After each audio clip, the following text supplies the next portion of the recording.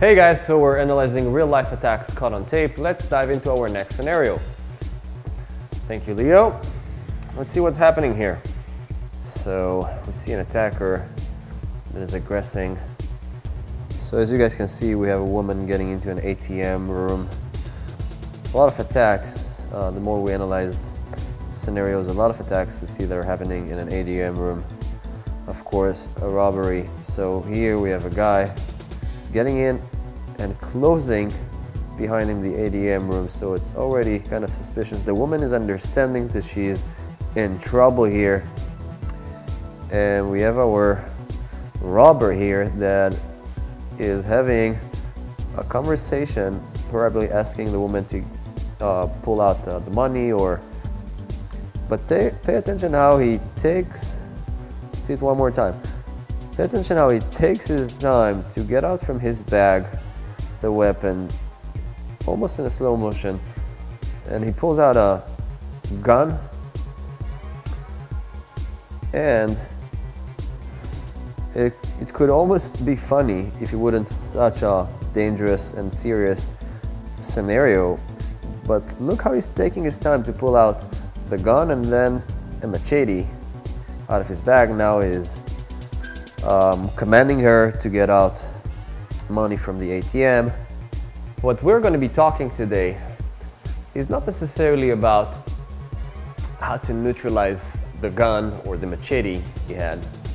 It's actually about another concept of using opportunities. On one hand, as we said, you should not always react, but on the other hand, if you do have an opportunity, you should do something, because you could stop the attacker before pulling out the weapon, the gun, the machete, whatever he has here. So we're gonna talk about opportunities. By the time you're getting out the gun, okay, if I'm going to initiate, boom, at first strike, maybe take also control on the hand, boom, and do something, I'm canceling his plans, okay?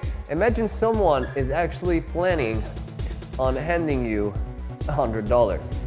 And when he's handing you the $100, boom, you're giving him a kick. So you just canceled his plan, no $100. So on the same concept, he is having a plan of getting out the gun.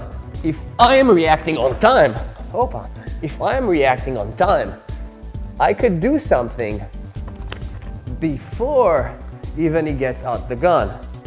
And if you watch again our scenario and you see how slow our attacker was reacting, because here I have to understand, I'm under an attack and this guy is putting a hand into his bag or maybe into his pocket in another scenario, and he is probably not going to pull out a flower, right? So if he's not going to pull out a flower, it's probably a weapon, and I might do something before I'm going to get stabbed, going to get shot, all of this. So all we want to tell you guys, sometimes there are opportunities. An attacker is not always right away going to punch you. Sometimes he's going to have a discussion with you, try to kidnap you, get you somewhere, and you should play the game.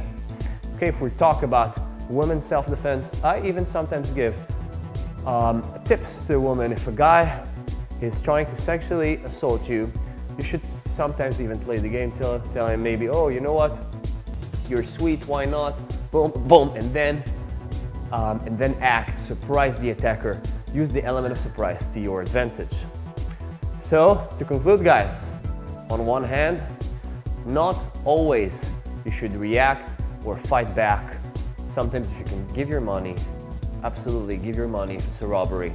But on the other hand, as we learned from our scenario, sometimes you have opportunities, and sometimes the best defense is a good attack, is a good offense. Strong and direct and accurate attack can knock out an attacker and cancel his plans, avoid him to take out a weapon or to start the fight. Thank you guys for watching. Thanks. Thank you guys for joining our Krav Maga class. You guys can stay tuned and check out our Facebook and YouTube page and learn more Krav Maga tips and lessons. Thank you.